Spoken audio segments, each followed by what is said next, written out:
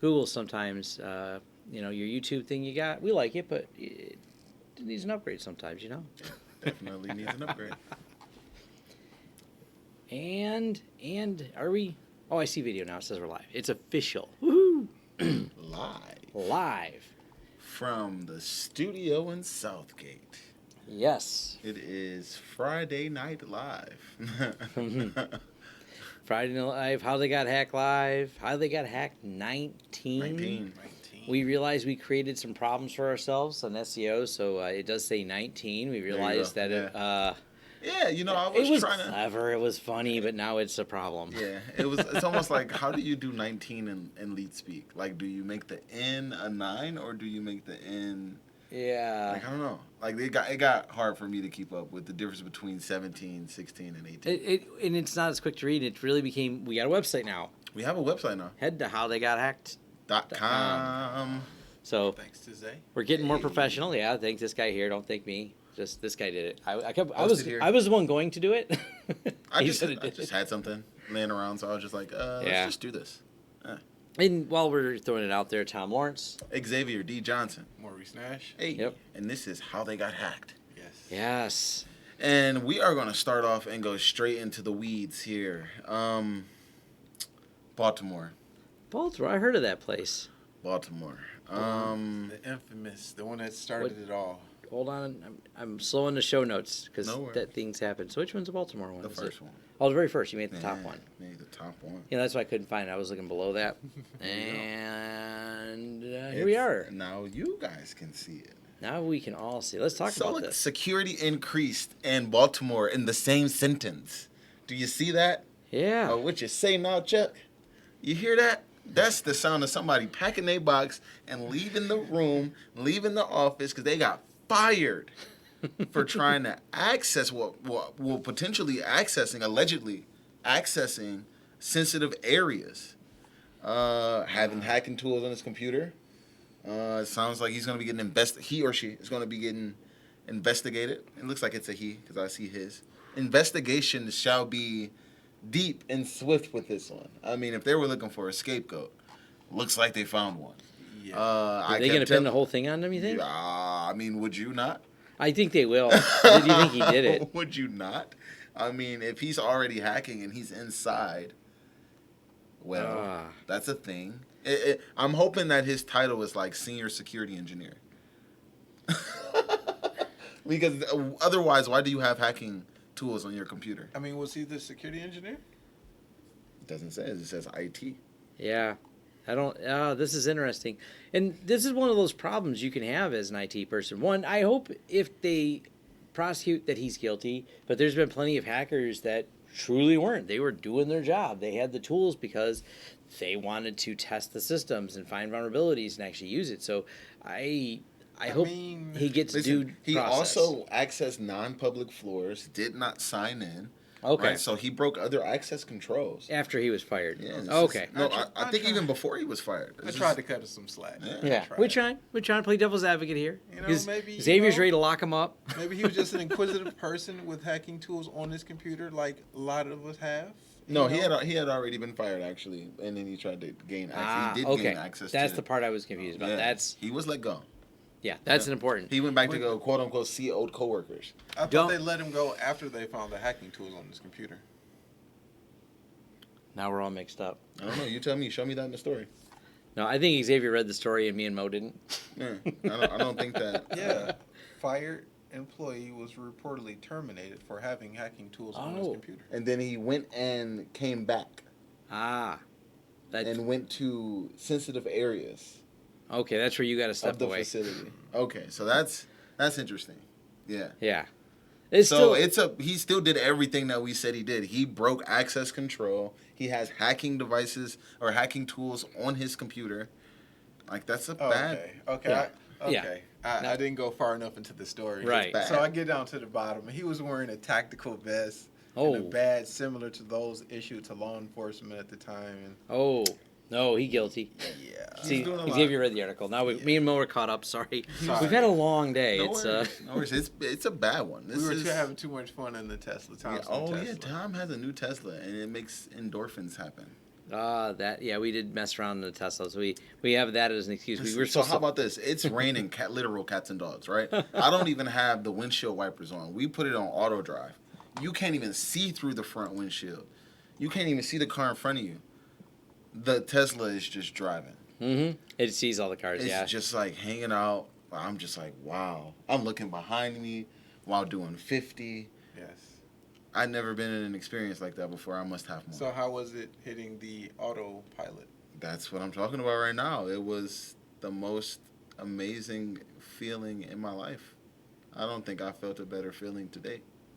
That makes me want to trade in my truck and save $200 a month, and potentially save $700 a month because I don't have to pay for gas.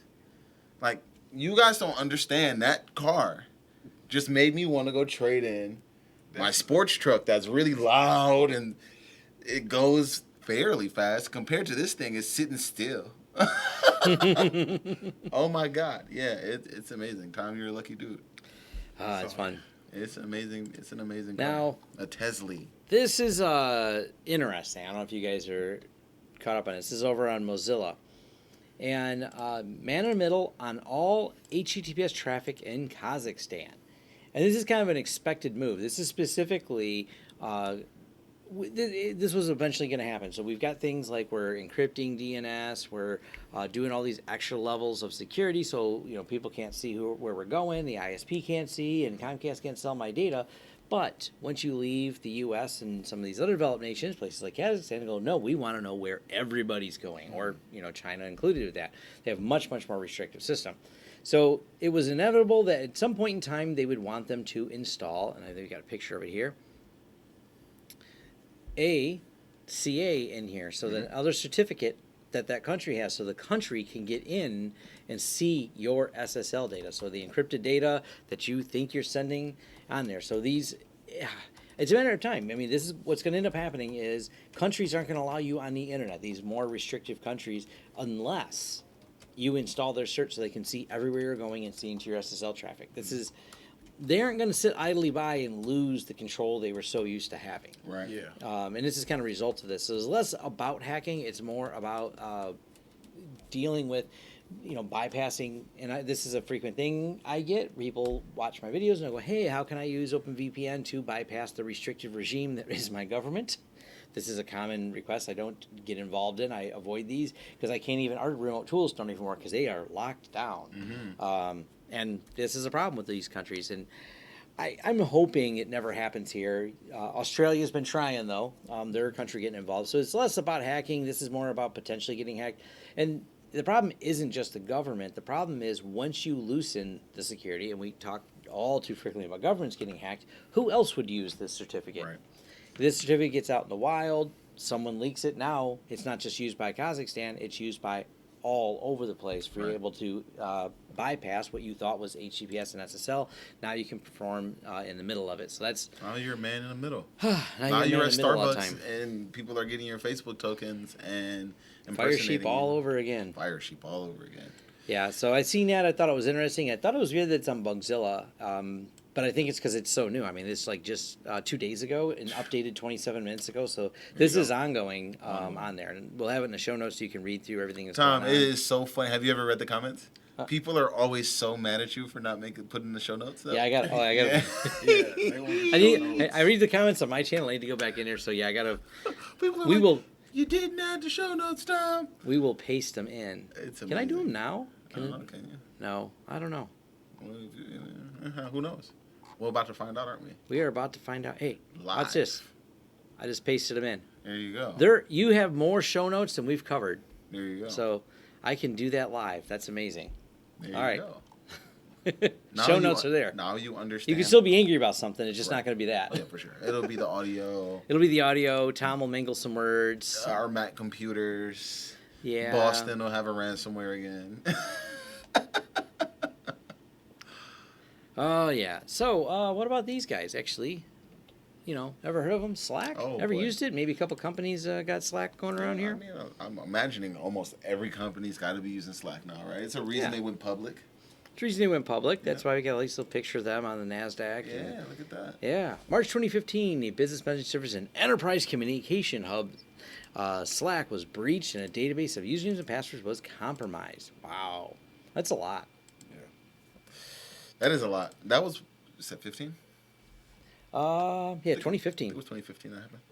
March 15, yep. And what this is, especially because Slack is so business oriented, I already know what this is going to lead to. They pop the passwords. What are they going to do? They're going to be trying all those passwords because, especially in a business environment, we set the same passwords all the time. Well, not we, but people do. People, you go, well, it's all my business stuff, and I like it all to be the same password. So this is my password for my business Slack. This is the password for my business email, my Office 365 login, and yeah. And we had a customer who we told to put two-factor on, and the first thing this morning was encrypted zips coming from them. We had to call them and express why two-factor is so important again, because they were also in a panic. First they sent us the spam, and then it went out, and we said, look, someone just guessed your password. You got dumped out on the internet. You have a weak password. We told you to put two-factor. You didn't. Are there some tools that they can use to potentially see if their organization's passwords have been compromised? Yeah. Definitely. Do you have any names of those tools potentially for? Or do you have to book Mo at howtheygothacked.com? Go check out howtheygothacked.com, click book Mo, and you'll be able to talk to Mo directly about those tools. Because I've seen those tools in action, and passwords are like there. A quick lesson on OSINT. OSINT. Oh, yeah. There you go. Yeah. A lot more information out there. But that's this is interesting that it's taken this long to get out there. That's it happened a little while ago. But this is also part of the problem. When do you know your breach? If someone copied, and this has happened before where they've copied backups and things like that, if you don't know they're exfiltrating data, you don't know when the hack occurred. Hopefully they had some logs. Obviously, it happened all the way back in 2015. But that's a big concern about a lot of these is knowing that it happened. Because look at Citrix. We talked about them, like I said, all the way back to the first episode, but they talked about them pulling out massive amounts of data and no one noticed. Right. So, and we're talking about Slack in 2015, right? Yeah. So, like, Slack was fairly new then. Yeah. If not a startup at that point in time, right? So, this goes to go show you sometimes startups have to take security. You got to be secure by design. You have to take security seriously day one. Being a startup is not an excuse for not taking security seriously. Yeah. Because the future impact, right? Like your startup may become something one day, and now you have a large number of people whose passwords have been leaked. Well, I mean, you look at how many people it was. That's still 100,000. That's a lot. That's part of their user base in 2015. It's still not a small amount. Right. Slack blew up big. They I was a grew user fast. in 2015. I was one of those affected. Yeah, I don't use my Slack account, so I guess I should probably go change my password. But I don't use I'm it. using Slack nonstop for MISEC. Shout out to MISEC. ARPSEC. You know shout what out I to use ARPSEC. Yeah, Right? I guess I got to change And that. work. I do. Yeah, you're right. I just don't use it for any work stuff. The I good use news it for is MISEC. work is like, what is it, federated, right? So like, they would have to have hacked Azure. In Microsoft security, no joke, man. They're pretty tight. They don't play around. They've actually, of things they've gotten right, not Windows security, but like Azure data center level security. They got to figure it. Part of it too is confusing because, God, I wish I could find the article on it, but I've heard some of the stuff on there of the way I've been to the Microsoft thing of how they do the security. They're really tight on it, but the other side of it is they have unlimited licenses to their products. So all the different layers of stuff they have on there, they're like, oh, you should set your stack up like this. And like, yeah. The CFO said no. Even the CFO said it's cheaper to pay the GDPR fine. Yeah. And that's one of the things is some of these are a numbers game like that where it's maybe cheaper to pay the fine. So that's definitely a consideration that's taken when these are stood up. Oh, very often, actually.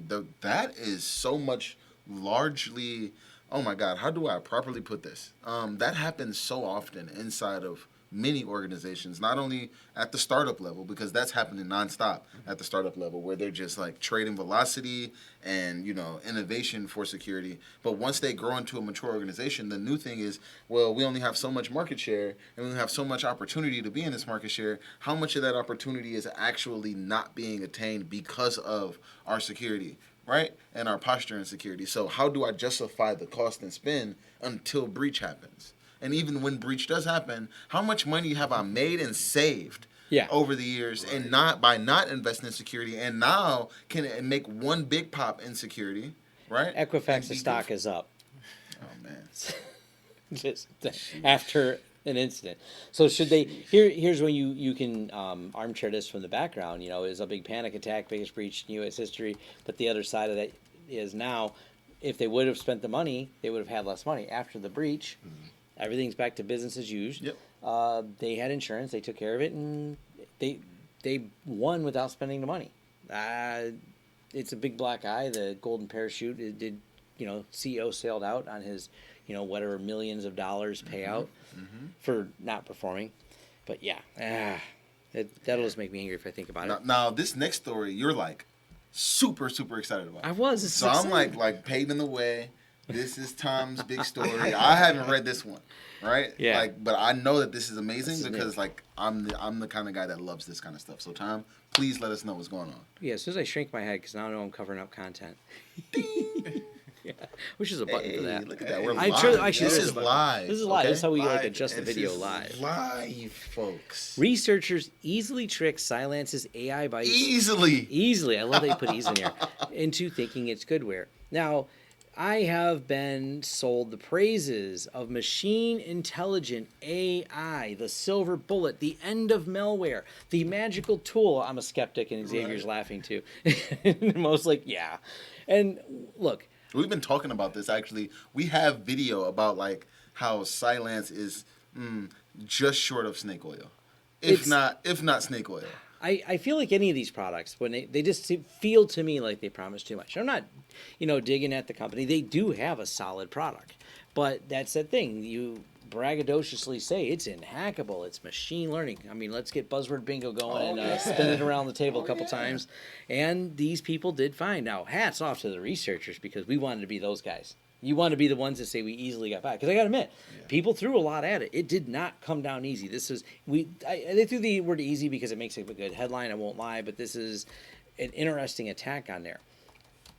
So, Cylance's Protect isn't the only security product it uses at artificial intelligence. Actually, nope, that's not the article part I want to start. It's right over here. The crime is not that they coded AI properly. Their crime is what they did by calling this AI. Right. This is how AI works. If you make it look like benign files, and you can do this, it mostly shows that you can't rely on ASIM on its own. AI isn't a silver bullet. I'll suspect to get a better kind over time. The little article, and I skipped it because I scrolled back to the top. The part where they did, though, is they took WannaCry, and they had added some gaming files. And apparently it just doesn't, it sounds like it doesn't parse the whole file. That's, if I'm understanding what they did. I may have to go and read the white paper on if they have one of exactly how they did this, but they show how they subvert it. So, yeah, the benign string they used came from the online gaming program, which they have declined to name publicly. Yeah, okay, so there's no white paper on this yet. Silence have a chance to fix the problem before hackers exploit it. Boy, so this is even interesting that this was released without them fixing it yet. So this is once them to do. They do have a demo video, so let's see if they can. Does it show the? We can pop this out real quick. Watching YouTube on YouTube. Oh, watching YouTube. Inception. Ooh. When they drop it on their desktop. Demonetized. Oh wait, we don't got monetization on, so is it? We just out here YOLO. Wow. Oh, I'm sick. Oh, they just ran Sam. Ooh. File quarantine, so they show it working.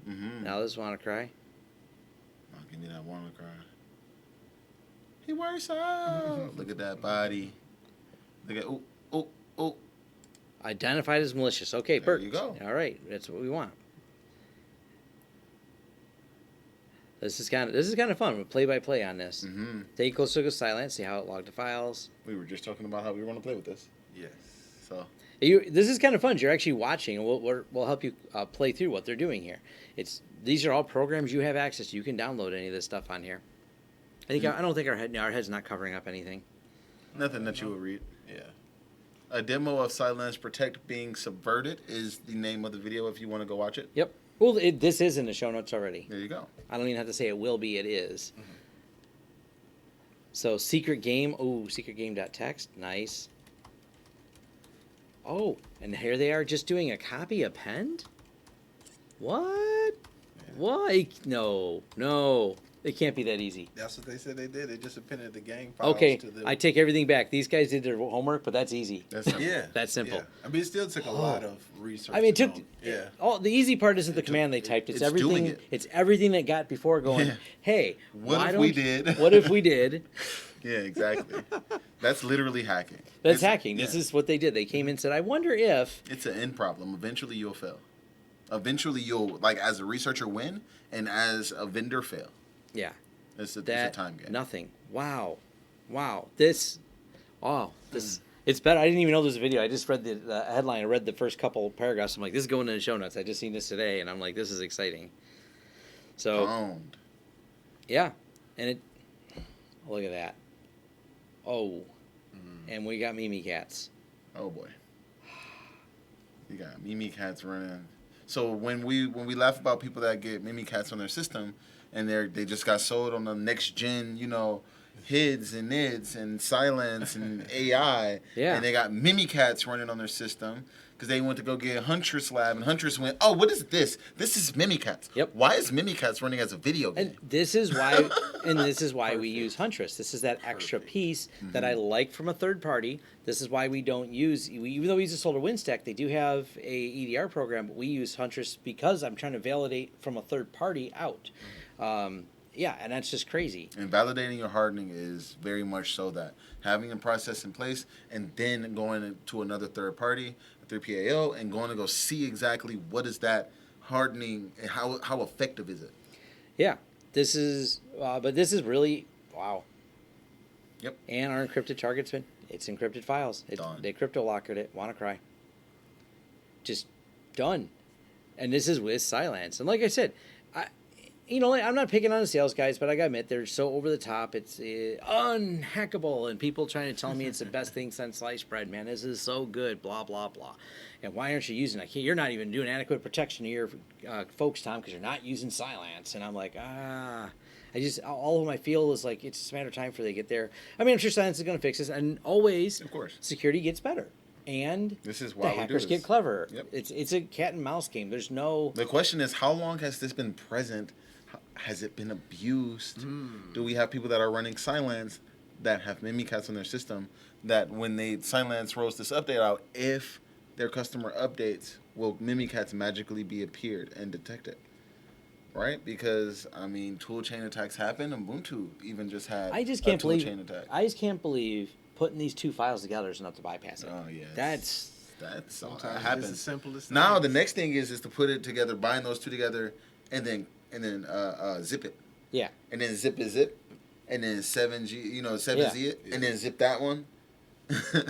Well, here's a question. How many other products can this be done on? Right. That's an interesting attack string. So just make it think it's a video game. Yeah. Make it think it's a video game. It's a... Gamify it. That was worth the watch. I'm still as excited. I'm actually more excited after watching the video because that video in the first 3 minutes they go right by it and they showed it. I like it. Secret Game EXE, man. Secret Game EXE. Gotta watch out for those secret games. Secret Game EXE. Ooh, someone had to pay some money. Someone had to pay some money. Someone had to pay some money in Indiana. It's amazing that people are literally paying. Equifax paid around $700 million. No, this is the other one. Yeah, this is the other one. Yeah. Oh, good. They're so that's some money. That's some real money. So sorry, Tom. You got to click that WSJ. I'm sorry. That's a source actually. It's one of our sources. So click WSJ right there. Right there. Oh, okay. Sorry, that's the full story. Okay. Equifax paid around $700 million to resolve data breach probes. Ooh. Nice. That's almost $1 billion. Yeah, that's no small fine. That's not a little bit of money in the slightest. Yeah, they're nearing sell. So maybe all that. See, their stock was up, but this may make their stock go down. Looks like it's down right now, 1.3%. Yeah. Apparently, they thought they were going to win this. So I'm actually happy. I'm fine to be wrong when I said they had no consequences from this because that's how I felt. I felt there's nothing, but this is a consequence. If I want more spankings. To pay, yeah. I want to see when they pay you the check. I want to see the toupees fly off of those guys. Now, and this dates back to some of the faith that may be lost in it. Do you know the longest running lawsuit in American history is still going on today? Really? No. Exxon Valdez, before you were born. The big section of Alaska was the Exxon Valdez ran amok and dumped all the oil. And this happened in the 80s. They still haven't paid. They are still contesting it. So... has to pay $700 million. Will they pay it? Exxon Valdez is. I don't think it's even been resolved yet, and it's been like since I was a kid. I mean, it's Exxon though. Yeah. Do This you is think Equifax. Equifax has that kind of money too? Not Exxon I don't money. know. Oil money is Exxon. pretty big, Come but I'm going on, to say bro. having our personal data bus. I don't know. Oil debt. Right? Like it's about the same. They're both really, really dirty games. Really dirty games by some very dirty people. It's a dirty job. So I am hoping that Equifax gets it. I don't know though. There's no good outcome of any of this. Maybe some of these companies, if they get fined, because that's where it'll hurt, they'll go, hey, maybe I shouldn't lose all your personal data and screw you over and have all your stuff floating around there. But at some point, once everybody's breached, does it matter anymore? Like Equifax has everybody's name. Sure. Like we're all breached. Doesn't matter. What are you when gonna you think about it, 700 million is not enough. Kane says 700 million is not enough. I agree with Kane. 700 million is not enough. It needs to be 70 billion. Now, 70 billion. Here's the side effect, though. Mm-hmm. You know, there's that dump of data that he took, still not found on the internet, not on the dark web, not for sale nowhere. I don't know. Well, there's a lot of people thinking it was a nation state. You take the whole vault. We only wanted 2 people, 3 people. We only needed something specific out of there. You get a lot of ruckus. It's like burn the building when you steal the one file to I think it's cover been the broken evidence. up and scattered and sold about. I think that everybody's information has been taken so many times. It's hard to tell. It doesn't even matter if they dump it or not because they would it's have to already have out honey. there. They would have to have honey tokens to find Right. it. Right, That's- because it would have to be identified in that breach. Because I know my information's out, your information's out, Oh, your yeah. information's out. It's just how it goes. Well, you know, I laughed is when I got one of my credit cards, wherever, and they said they lost my data. One company that I had done some business with, they lost my data and they're offering protection. I'm like, joke's on you. I have protection from the last company that I got the letter from last month. Like, Right. I didn't get breached. I was breached last month, but I guess your breach counts too. Do they I cancel each other guess, out? right? They basically do. Yeah. And I guess it's like thing. It's like there's so much out there, and if you're not familiar with what a honey token is, there will be a lot of times there's specialized data that's not a real person, and that's how some of these companies look for and find out their data's out there. Because obviously, hey, look, you found Tom's social security number. Guess what? It's been breached from my mortgage company before. Right. So did it get where? You know, I don't know where that came from. Well, honey tokens are you put a couple fake users, very specific, that you created. They don't exist in real life. And then you find out that user shows up online somewhere. So you're like, oh, someone got our data. It's not that we found Tom Lawrence. So those are the honey tokens that are in some of the databases. There can even be stuff like that in Slack where that helps them identify when they do it because they may rotate the honey tokens. In 2015, this is the group of honey tokens. 2016, this one. So now we know where that data came from and what era they stole it because we purged and moved and changed. So that's one of the methods used in some of the enterprise companies to do that. Honey tokens, canary tokens, fake documents. Fake documents. The idea is to generate forensics, really. It doesn't matter if you come on the premise and you talk to one piece of deception.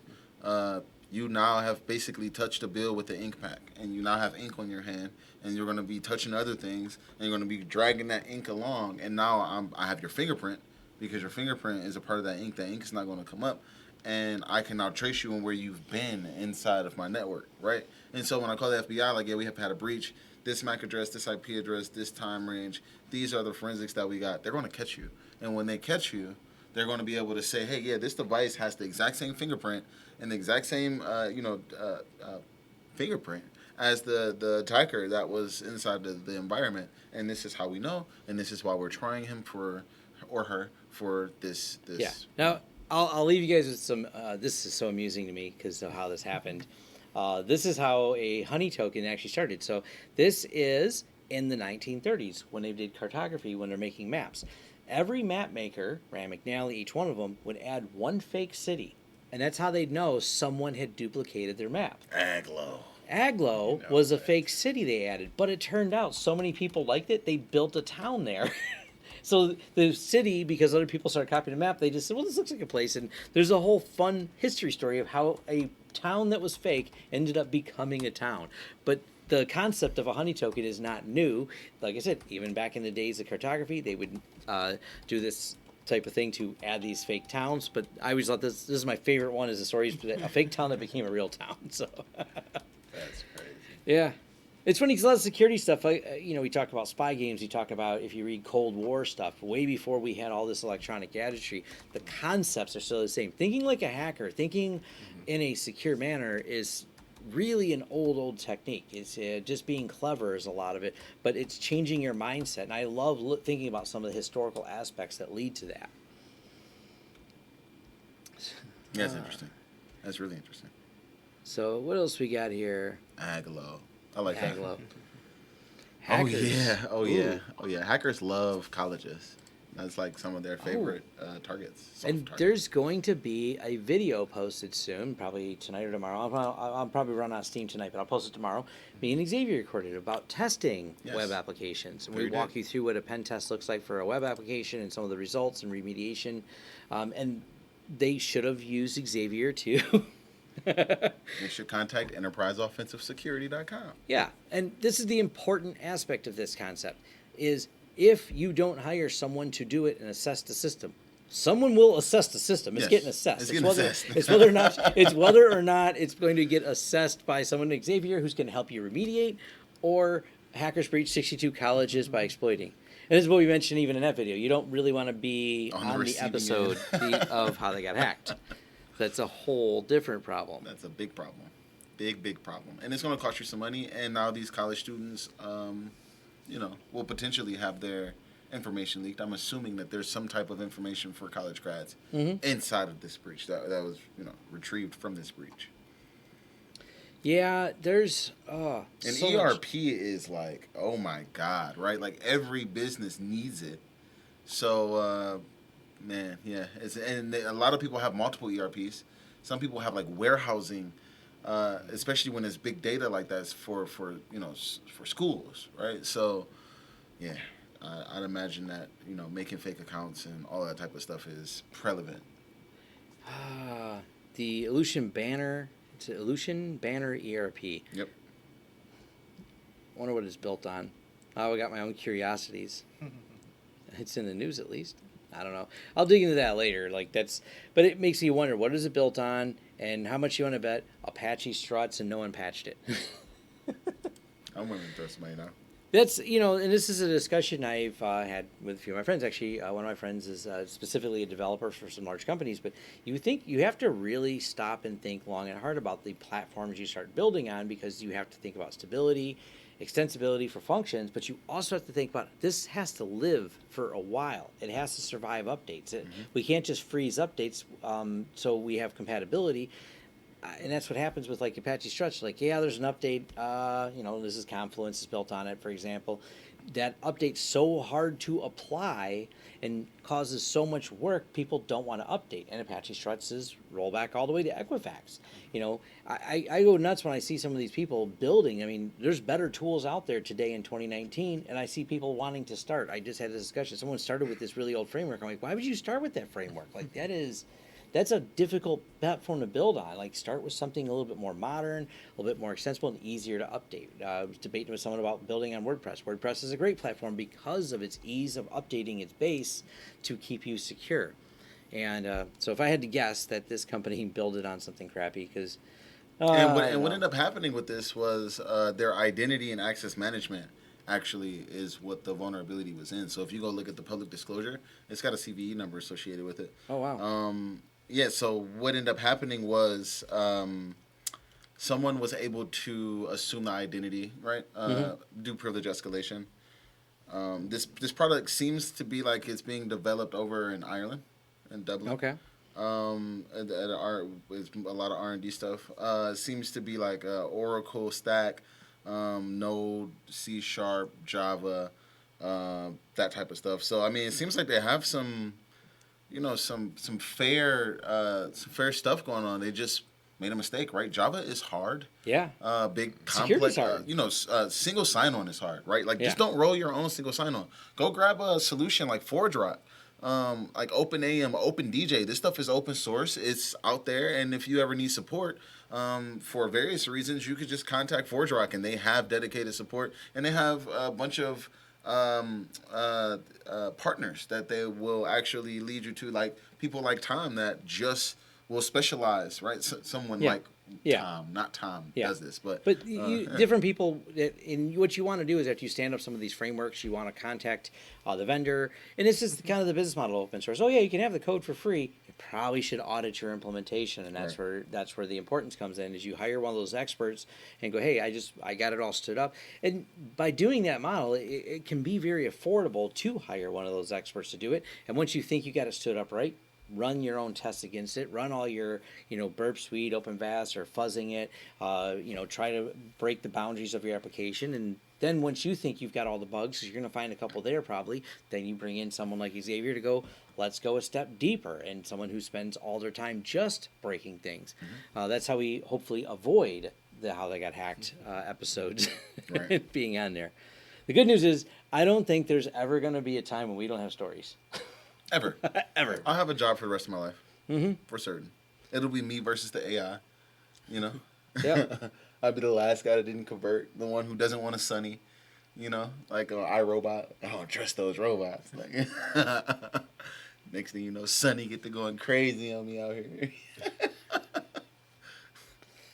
Oh, this read is fun because we shouldn't cover cities because it's low hanging fruit and it's a daily thing.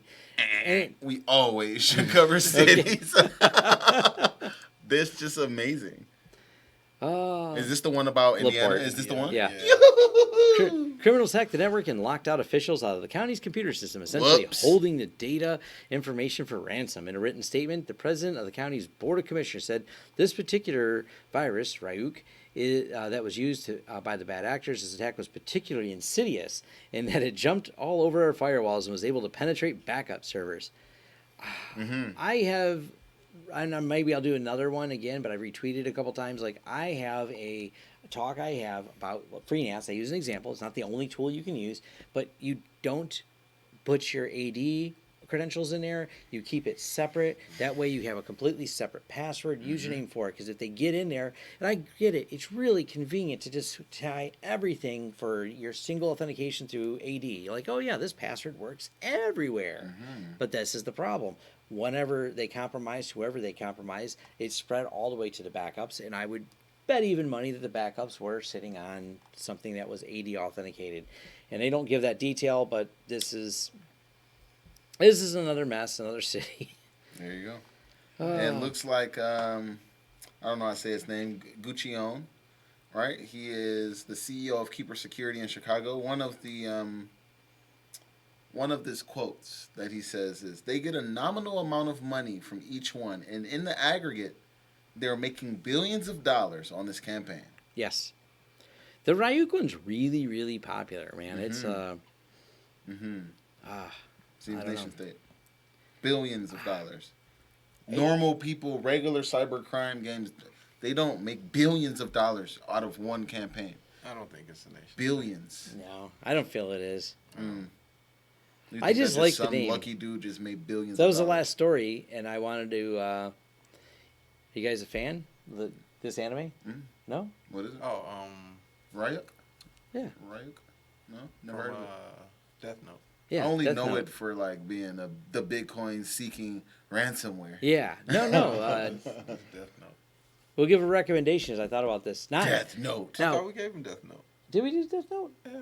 Oh no, we talked about how terrible the Netflix was. Netflix was Yeah. over the original. But back to I just figured I'd jump over to the movie topic. That was the last story I had in there, but it just coincidentally made me think of it, like because I wanted to bring this up, and maybe we did. The Netflix has a thing they call Death Note. It is inspired. It is inspired by Death Note. It is not Death Note. It is not Death Note.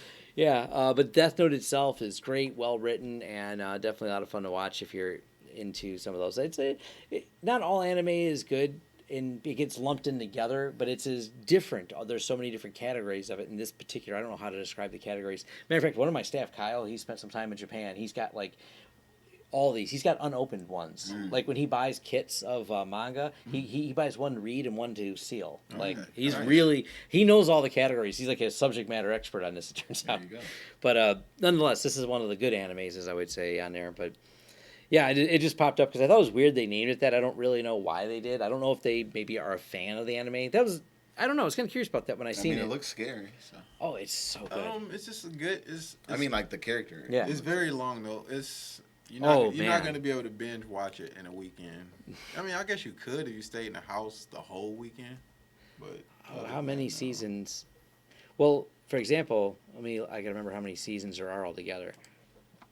But it's crazy. Like there's so many episodes, Yeah, like I downloaded it off a torrent and and it's crazy.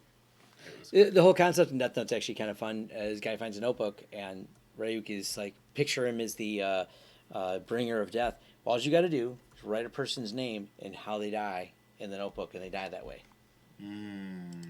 Yep. Yeah. That's the Wow. premise. Yeah. So you write it in a note. So there are. The Death Note. It's such a neat concept. Okay, it was just one season, but there were 37. 37 episodes in one And season. they're all notes. They're different notes. Yeah, Yeah. you just All have right, to watch I'll it. watch The story evolves It's- so much. You have to watch it. The way they do everything, and the guy who's trying to figure out who's doing the killings. Yeah. Oh man, it's I really enjoyed it. It was one of the ones that it was worth. It's hard to binge 37 hours, but I'm a trooper. 37-hour binge. I don't think they're quite an hour for each of them, but roughly. No, they're like 40 minutes, Yeah, maybe 40 minutes, something like episodes. So that was my movie recommendation. Is binge 37 Death Notes. There you go. I'm going to go see Shaft this weekend. Oh, Yeah. Shaft. is that this week? That's been out since. I don't know when it came out, but I'm going to go see it this weekend, though. You know what I'm One of saying? those guys. Ah, Them guys. them Being guys. there by yourself. Me and my lady. You and your lady in the big empty theater. That good middle You gonna seat. put your feet up on the back What? of the I'm seat. 10 row seat G. They got them big comfy ones now and stuff. mhm. That They makes me recline already back. going to theater because I got a home theater set up that's pretty nice. There And you go. that's why I don't go to the movies. I just like to watch things at home.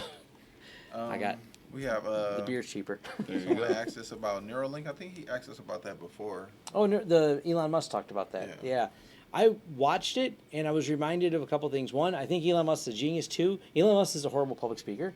Those two things came to mind every time I see the guy. Like, I'm a big fanboy. Like, I read his book and everything. Love everything he's doing. But also, he doesn't. It's a little bit hard to follow him. But the good news is he turned the mic over to people who did know. I was pretty tired and I fell asleep watching it. I'm going to watch it again to get a better grasp of what they're doing. I went to a talk by, her name eludes me, but I'm positive she's on Elon's team right now. The leading scientist for neural implants is at University of Michigan, and she gave a talk at PenguinCon 3 years ago, mesmerized by how far they were, and their challenges for neural implants are different than you might think. Most of the problems she was working on was she was taking and helping disabled people, showing how they can move an arm, move a mouse, whatever, so they can have more mobility.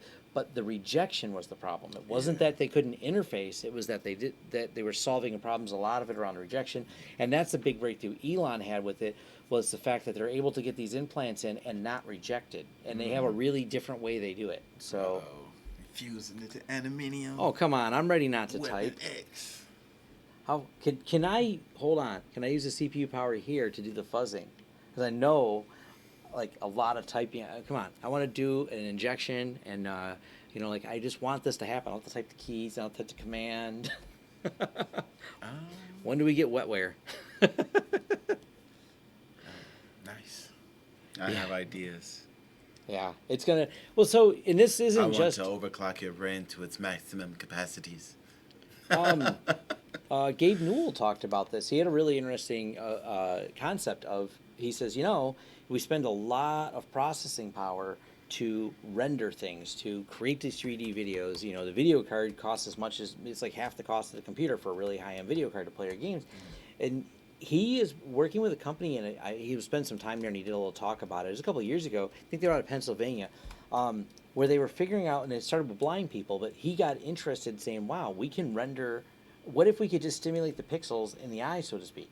It was a really kind of off topic. It's pretty far future thinking, but he said it could save so much rendering time that you could push the game directly in. It was some interesting concepts, and it's all about different ways of getting data and interaction with us. So I think that's really cool concept. That's the movie I recommended, Brain Scan. Mm-hmm. Brain scan. If anybody watched it, that's kind of how the game worked in that movie. Okay. It messes with your neural impulses. It Okay. flashes, and so it puts you into the game, and it just got a little too real. If you guys watched it, but yeah, check that out if you haven't. Brain Scan. It's a great movie. And Yeah. he had a badass computer set up in that movie for the time frame it was. Yeah. In.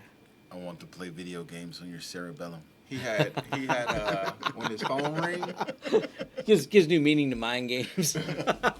when his phone would ring, his like a picture of Igor would pop up, and it was like, "Master, your phone is ringing," and yell out the phone number. And this is like Nice. in the '90s, so Master.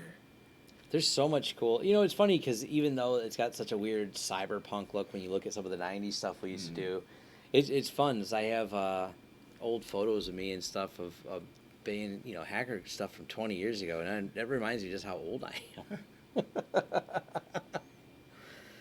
Oh, getting old's fun. We got anything else? Have we careened and I think this run is through it. all of it and become at the end of the show? I think this is the end of the show. does anyone have any questions?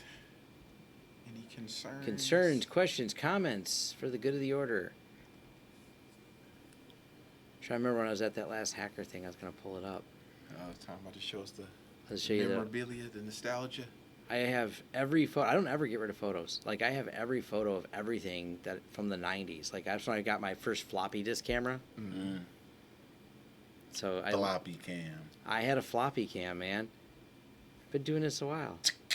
The harder part is the way my brain indexes things. I have vivid memories of things, but I have no context for the date that those things occurred.